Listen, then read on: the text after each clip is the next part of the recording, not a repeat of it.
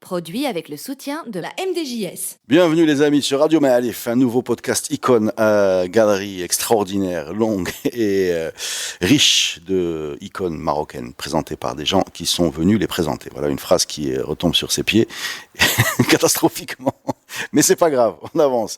Je suis avec Mouna Belgelini. Salut Mouna. Hello. Est-ce qu'il est utile de te présenter? Non, mais je vais voir si tu vas redécrire mes vêtements ou pas.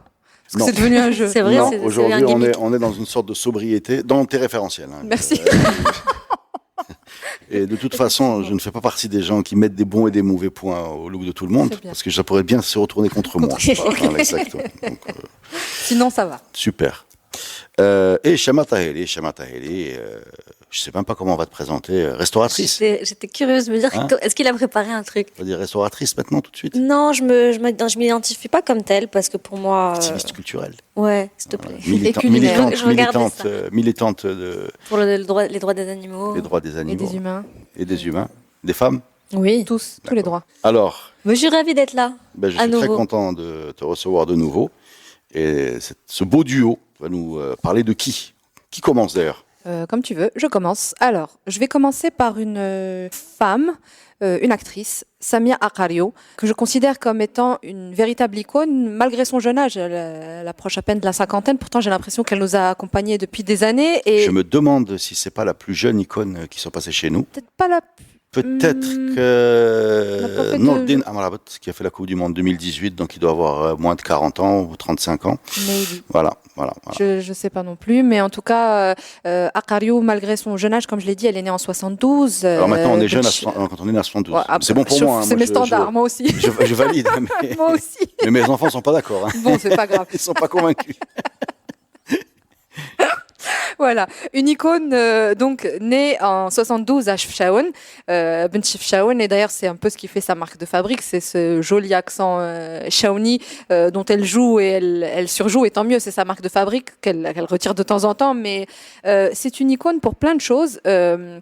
C'est vrai qu'elle a su marquer plein de générations, les plus vieilles comme moi, avec notamment son apparition dans la Lahoubi, à la recherche du mari de ma femme. Elle était dans la Lahoubi Oui, dans le numéro 2. Dans la deuxième partie. Et c'était d'ailleurs ses débuts dans le cinéma. Elle considère d'ailleurs que Tazi a été vraiment sa porte d'entrée, le grand écran, parce qu'avant elle faisait surtout du théâtre. Et c'est vrai qu'elle a très vite touché les spectateurs du grand écran avant de toucher les amateurs de théâtre et les amateurs de télévision. Et moi, depuis cette apparition sur grand écran, elle fait partie de notre paysage audiovisuel, surtout avec Bnat Lalla Mennana, qui est aujourd'hui... tout le monde connaît Bnat, voilà. Même, par exemple, moi, je n'ai jamais vu, mais il y a des extraits que je connais, il y a des passages que je connais, parce que voilà, il y a des rediffusions à la télé. On est toujours confronté d'une manière ou d'une autre à des extraits, en tout cas, de cette série. Et c'est une véritable success story, parce que ce qu'il faut savoir, c'est qu'elle a démarré dans le théâtre, sur les planches, dans une troupe féminine, troupe amatrice, qui ont décidé donc ensemble d'écrire cette pièce, parce qu'elle la retenait à cœur. Et en fait, c'est une très jolie histoire, parce que Tfardo, en fait, pour pouvoir faire une tournée, à l'époque, personne ne croyait en ce projet. Tfardo, 1000 dirhams chacune. Et c'est comme ça que ça a commencé. Et ça a démarré par un petit projet de théâtre qui a fini par une tournée nationale à plusieurs... Quelle période ça? Je suis pas sûre, je veux pas dire de bêtises. Non, Peut-être dans que les dans mes années- notes, je vais trouver par la On est dans suite. les années 90, je pense. Wallahi ma عرفت. ما نبغيش نخربق لك parce que je suis pas sûre. Si je trouve ça après, je te dis. Moi, quand Mais en j'entends tout parler de tournée, Non, parce qu'il y a eu tournée en tant que théâtre amateur, puis adaptation à la télé, qui a vraiment propulsé. c'était récent. Oui, c'était récent, qui a donné 2 saisons. Puis, une fois adoubé par ce passage télévisuel, c'est devenu carrément une marque, parce qu'après, voilà, il y a eu des détournements publicitaires. Enfin bref, c'est devenu vraiment une marque de fabrique, avec une tournée, pour le coup, me semble-t-il, internationale aussi, parce que Bnat Lalla Mennana s'exporte. Et Samia Aqario n'est pas restée que dans ce petit... c'est-à-dire quand on pense à elle, on pense à Bnat Lamnana et on pense à Lalla Houbi pour ceux qui ont retenu son passage. Mais je crois que sur Bnat Lamnana, excuse-moi, je te coupe, je crois qu'elle écrit aussi. Hein. Elle est scénariste, elle n'est pas juste c'est actrice. inspiré Elles ont de écrit Garcia Lorca, hein, Bnat Lamnana. Et puis elles l'ont écrit ensemble, donc elle est co-scénariste effectivement, mais avec toutes ses acolytes de l'époque. Quel Garcia Lorca? La Casa de Bernarda Alba. Olé, Olé. pardon. Il gole des bottes Faragani. Alors, Garcia Lorca, c'est le poète. C'est le dramaturge. C'est pendant la guerre La guerre civile. d'Espagne, guerre civile, années 30. Je suis en train de me rendre compte d'une horreur, c'est que je confondais avec Garcia Marquez. Voilà, sud-américain. Pardon. Le choléra d'Akchi. Exactement. J'adore mes interventions. Exactement. Toujours hautement intellectuelles. J'ai trouvé la référence entre-temps, merci pour cette parenthèse. La pièce a été jouée en 2005 pour la première fois. D'accord. Avant l'adaptation télé et compagnie. Mais c'est vrai qu'elle a fait du cinéma, elle a eu un passage par le 7e art aussi très remarqué, notamment par son rôle Ali Rabia et les autres. Elle a bossé avec Ahmed Boulen, d'ailleurs qu'on devrait aussi consacrer comme icône. Je referme. C'est même qui veut se dévouer pour ça. Ah, très bien. Et puis voilà, elle a joué dans d'autres films, Kidnsa me semble-t-il, Plus des femmes. Diel Farida Bliazid, etc., etc.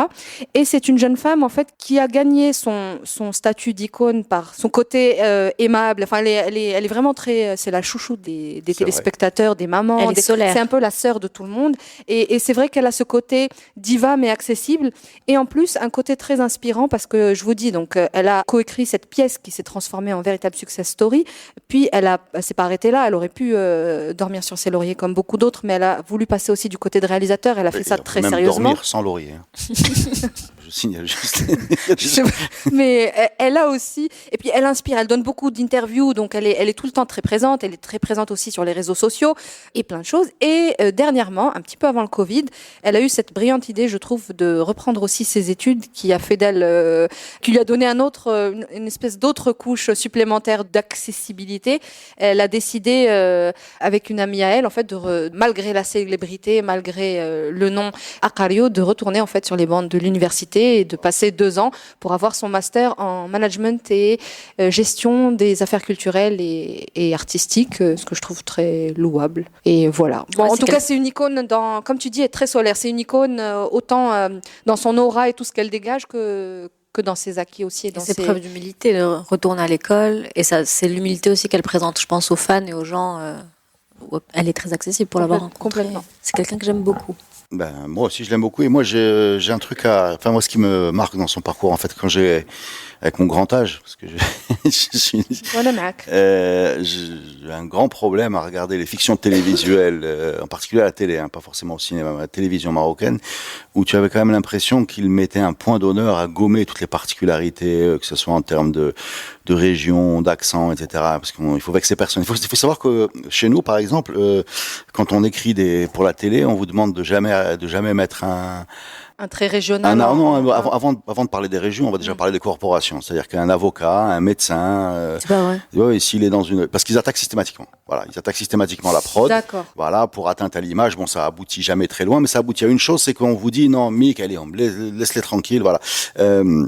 Bien sûr, les régions vont pas attaquer, mais on estimait en vertu de la même logique, il faut vexer personne, que si j'étais un gangster, si j'étais par exemple avec un accent marrakchi, ça me jetait le discrédit sur toute la population de Marrakech. Pourquoi le gangster a un accent forcément marrakchi? Pourquoi? Et donc du coup, on finissait par avoir cette espèce de personnage un peu éthéré. Pourtant, Loubna Abidal a un accent marrakchi. Oui, mais ça c'est le cinéma. Non, mais ça on en. Et c'est pas passé inaperçu. Oui, je suis pas sûr qu'elle ait vexé personne, puisqu'on parle de.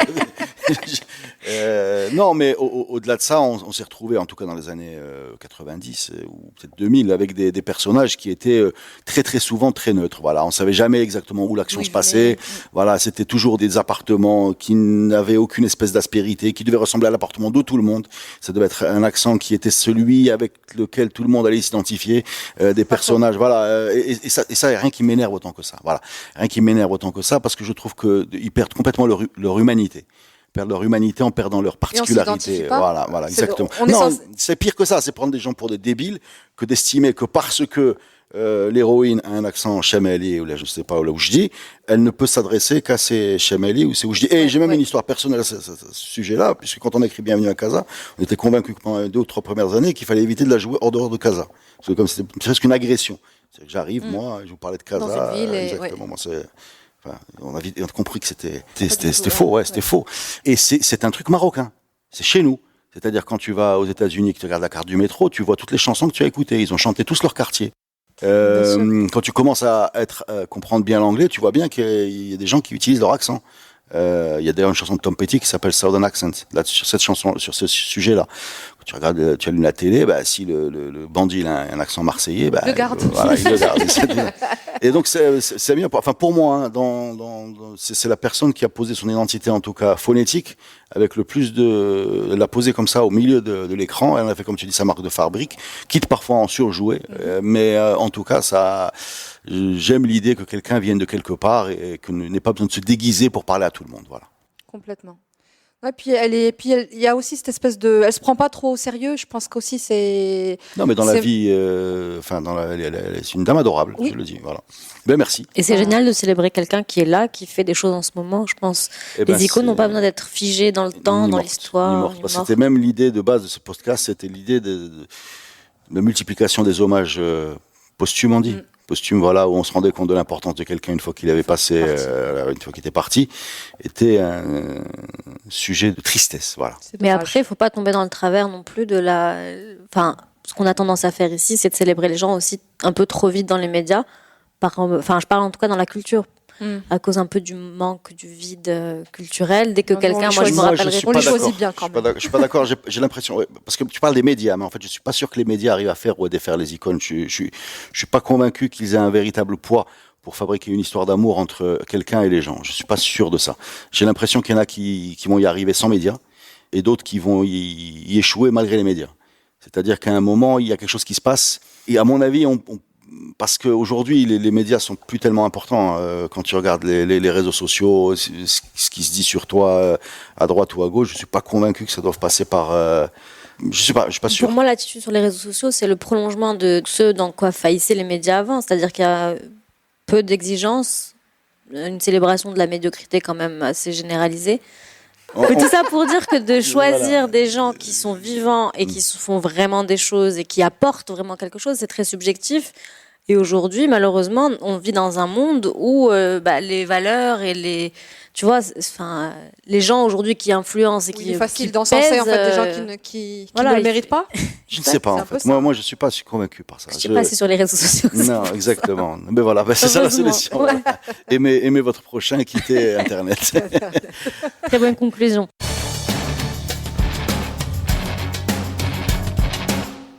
De qui tu veux nous parler? Alors moi aussi, il est vivant et que Dieu nous le garde. C'est Abdeltef Lahabi. Il est né à Fès en 1942, donc c'est le poète, l'écrivain, l'auteur, militant. Et en fait, je ne sais pas quand est-ce que je vais l'introduire, donc je vais le faire maintenant. J'en ai parlé avec Reda Al-Hamouid qui était venu chez vous aussi, j'allais lui dire que je voulais parler aussi de Jocelyne, sa femme, parce qu'ils forment un duo quand même important, en faisant une incursion justement sur son rôle dans sa vie et le fait que très souvent les femmes d'auteurs, d'artistes, etc. sont un peu reléguées au second plan alors que leur place est hyper importante. Et il m'a dit, tu dois faire quelque chose sur le couple, Lahabi. Il m'a dit, c'est pas, tu dois parler de Jocelyne, tu dois parler du couple. D'accord. Donc du coup, c'est un couple. Du coup, c'est un couple. Après, franchement, j'ai plus de choses à dire sur Abdeltef. On sait plus de choses sur la vie de Lahabi que sur sa femme. D'ailleurs, ils ont un site internet lahabi.net et la biographie, c'est celle de Abdeltef. C'est la biographie. C'est la. Excusez-moi. Bref, je reprends. Je vais reprendre son historique peut-être. Oui, vas-y. Rapidement pour le Pourquoi resituer. est-il dans ce podcast? Quelles sont ses œuvres? Pourquoi est-il dans ce podcast? Alors déjà, peut-être avant de reprendre son histoire, peut-être moi, pourquoi il m'a touchée. Comme beaucoup d'icônes marocaines, pour moi, c'est des gens que j'ai rencontrés intellectuellement sur le tard. Voilà, parce qu'on m'a pas donné accès à ça plus jeune. J'en veux un peu à mes parents par rapport à ça, notamment. C'est un autre podcast. Ça s'appelle J'en veux à mes parents. Non, j'en veux pas. Lex, parce qu'ils m'ont ouvert à plein de choses. Mais je sais pas comment vous dire. J'ai le sentiment que si on n'était pas vraiment dans cette communauté d'artistes des années 80, un peu gauchiste, mes parents étaient complètement un peu gauchistes. Attention, c'est une insulte. Hein. mais voilà, c'était pas quelque chose qui fait partie de ma culture en tant qu'enfant. Et je l'ai découvert tard, avec beaucoup de fascination pour ce qu'il représentait, pour ce qu'il représente. Et j'ai l'impression qu'il fait partie des rares de cette génération-là, et après je vais revenir à cette génération, donc tous ceux qui ont participé à Souffle, hein, qui est la revue des années 60, beaucoup d'artistes derrière ont été consacrés, ont été établis, ils sont rentrés dans une sorte de système de confort qui fait que voilà, ils ont quitté. Après, je comprends, c'est pas du tout du jugement parce que je ne sais pas si on peut être militant toute sa vie, mais lui est resté, je trouve, fidèle à lui-même. Dans ses tribunes, dans le livre Un autre Maroc qu'il a écrit en 2015. Voilà. Donc pour revenir sur son histoire, il a créé la revue Souffle en 66. Il appartenait à l'époque au PLS, donc au Parti de la Libération et du Socialisme. Ensuite, il a créé le mouvement Il el-MM, qui était un mouvement clandestin. Il a fait de la prison en 1972. Il a été condamné à 10 ans. Il a été relâché en 1980 pour les preuves de complot, etc., contre l'État qui ont été présentées quand même au tribunal. C'était tous les magazines, les numéros de Souffle. Oui. Qui était donc ce que je redis, c'est que c'était une revue culturelle où il y avait de la poésie, il y avait du dessin, ça avait été créé avec Khairdine, il y avait Melehi, il y avait Belkaria, donc voilà, tous les grands maîtres qui sont pratiquement tous passés sur Icône. Ouais. Et d'ailleurs, si vous voulez en savoir sur la revue Souffle, je pense qu'il y a un livre de Kenza Sefrioui, je pense, qui alors, traduit... effet, un ouvrage de Kenza Sefrioui, la revue Souffle, Espoir de révolution culturelle au Maroc. Voilà, qui retrace cette aventure. Si vous voulez savoir plus sur cette revue au casting prestigieux, voilà, monumental. Exact. Même, hein. Et donc, c'était des armes, comme tu dis, ces revues-là. Son numéro d'écrou, c'était 18611. Et j'ai l'impression que c'est quelque chose auquel il tient, de le revendiquer, parce que c'est dans sa bio Wikipédia, on le retrouve. Et sa période, en fait, en prison... Il est à Kenitra. Ouais, à Kenitra. Sa période en prison, il a dit un truc du style « Je vais pas remercier mes geôliers », mais en quelque sorte, ça lui a fait vraiment prendre conscience de ce qu'était la liberté. Parce que c'est quelqu'un qui est fondamentalement, je pense, humaniste, qui s'est toujours, dans ses écrits, intéressé à la justice sociale, à la condition des hommes. Et voilà, donc la prison lui a vraiment permis... Et en plus, il a été très prolixe en prison, il a beaucoup écrit. Et c'était On a énormément de littérature carcérale au Maroc. Il y a sur la prison... Alors, je ne sais pas si on a beaucoup d'intellectuels en prison. C'est comme ça qu'il faut le présenter.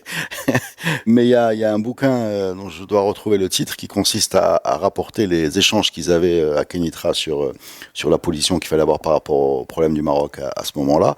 C'est stratosphérique, hein, la nature des débats politiques entre le groupe Selfati, l'autre groupe, voilà, les positions des uns et des autres. Ils s'envoyaient des lettres de plusieurs kilomètres dans un débat politique. Bon, après, j'ai la position des uns et des autres, je suis pas là pour les juger, mais en tout cas, une haute tenue en argumentation. Voilà.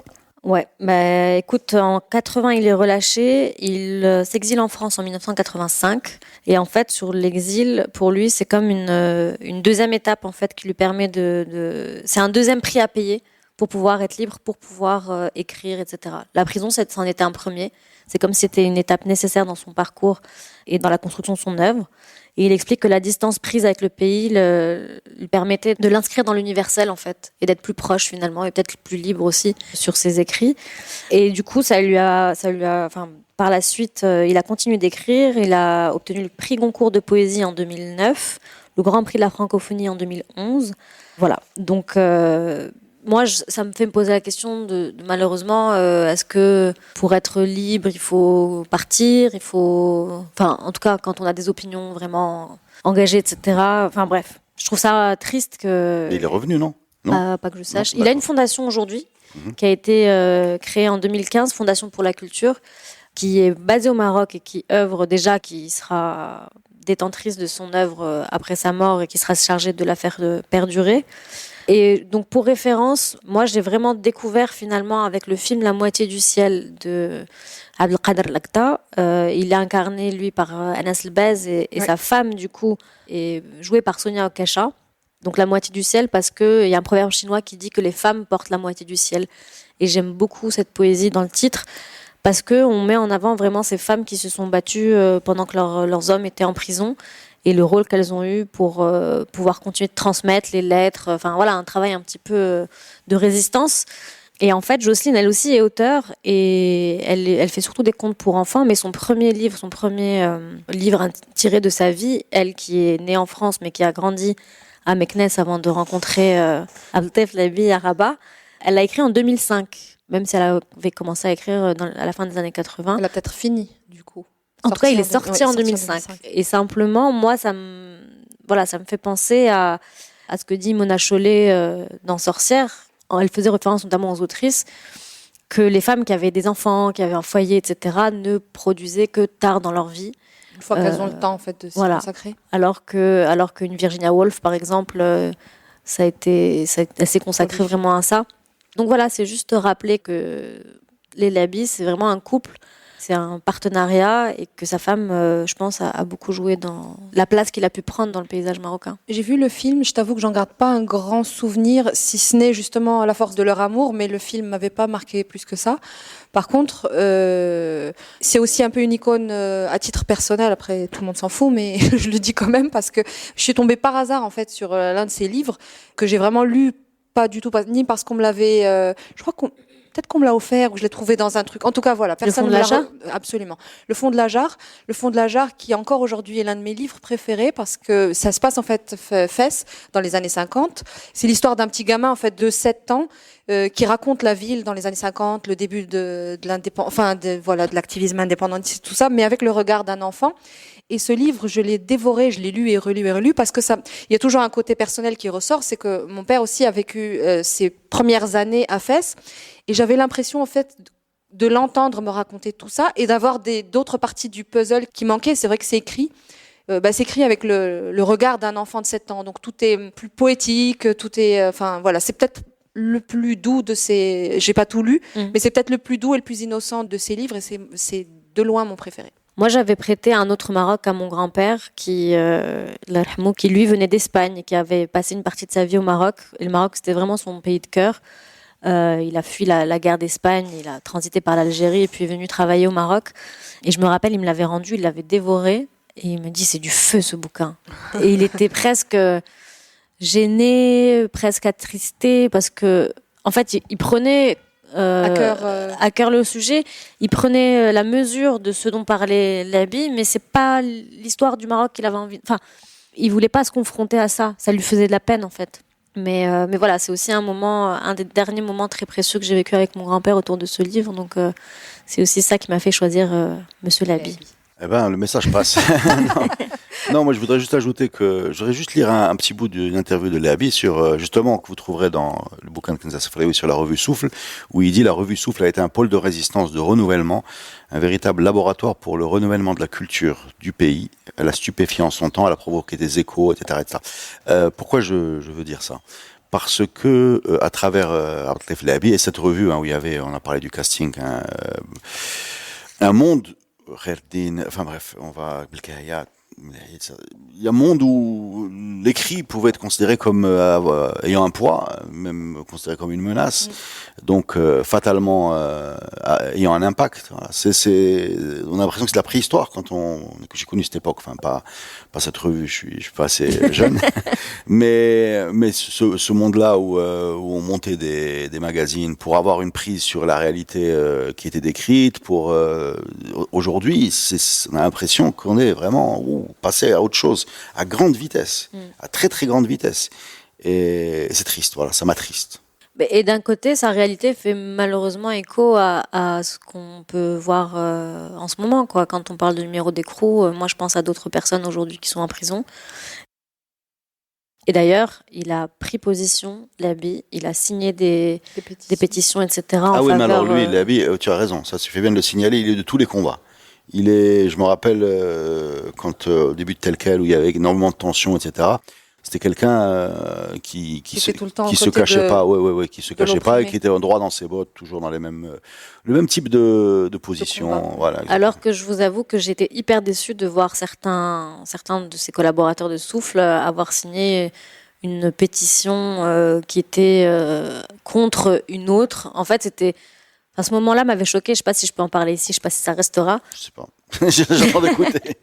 Mais en gros, il y a eu une pétition qui était, si vous voulez, de la nouvelle garde, la nouvelle génération, etc., et qui parlait de son inquiétude vis-à-vis de la liberté, vis-à-vis des institutions, etc. Et il y a eu une contre-pétition signée par l'ancienne garde, par les anciens, qui désavouaient totalement celle-ci, qui disaient que eux avaient confiance dans les institutions et que d'ailleurs qu'on connaissait pas ces jeunes-là qui avaient signé. Et j'avais trouvé ça choquant et scandaleux parce que du coup, en fait, c'est les anciens qui... Il n'y a pas de transmission, au contraire, il y a rupture. Il y a rupture et il n'y a pas de soutien. Et je sais pas, ça m'avait vraiment attristée, surtout qu'il y avait des gens solides quoi, dans le lot et je m'étais amusée, entre guillemets, à faire les petites bios de certains signataires sur Twitter en faisant un feed pour dire voilà ce qu'ils ont fait, voilà leurs accomplissements, ces gens-là qui ont été désavoués, qui n'ont pas contribué en fait au Maroc. Et parmi ces gens, les anciens, il y a des gens de souffle et ça m'a fait mal. Bon, écoute, les parcours des uns et des autres, on n'est pas là pour donner des bons et des mauvais points. Sincèrement, moi, je suis pas. Non, mais je suis là pour. Moi, je suis pour la réconciliation. En fait, je partage mon ressenti parce que je trouve, le secteur, le panorama culturel est déjà suffisamment fragile pour qu'en plus qu'il y ait des décisions de cet ordre-là. Ah, mais tu serais surprise de voir, je veux dire, sérieusement, quand tu lis, je reviens à la littérature carcérale et au débat qu'ils avaient entre le groupe du 23 mars. Quand ils étaient deux, il y avait trois tendances. Voilà. Voilà, c'est aussi la passion du débat. À la rigueur, qu'il y ait du débat, etc., d'accord, mais du désaveu et du manque de bienveillance et tout. Du retournement de veste. Enfin, il y a eu tout. Enfin, bref. Voilà, on est dans un autre monde, le monde où les idées impliquaient des actions. Voilà.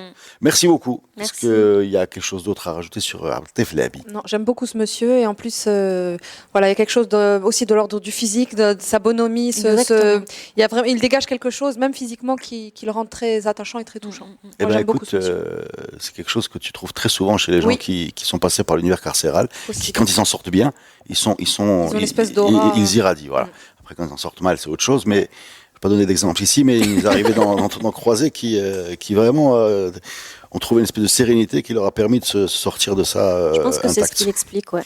Merci beaucoup. Merci à toi. Merci. À la prochaine.